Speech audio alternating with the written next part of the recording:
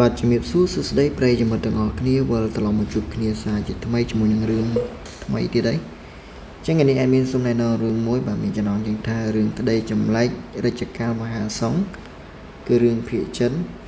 រឿងនេះទើបចេញដែរទេអ្នកនរគ្នាបាទជំចេញដល់ភាគ10ទេ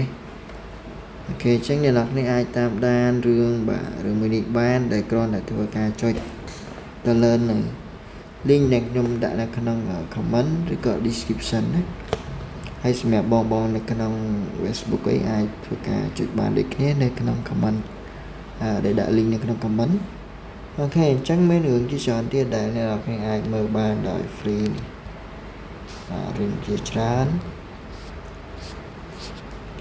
ចឹងសង្ឃឹមថាប្រិយមិត្តថ្មីបាទអាចសូមមើលវីដេអូនេះឲ្យចប់បាទ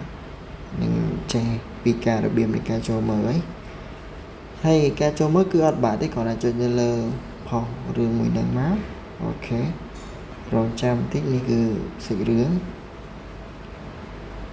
អ្នកគ្នាអាច scroll មកមើលរឿងបន្តទៀតបានណាជាងចុចនេះផ្លេឃើញទេចុចមកវាដើរជាងសូមបែកថែក្រោយហ្នឹង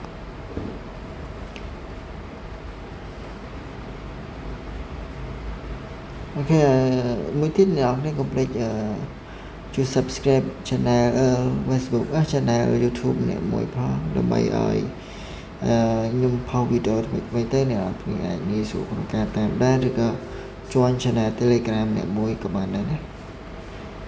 អូខេចឹងវីដេអូនេះអត់មានអីច្រើនទេគឺមានតែប៉ុណ្្នឹងទេអរគុណបាយបាយ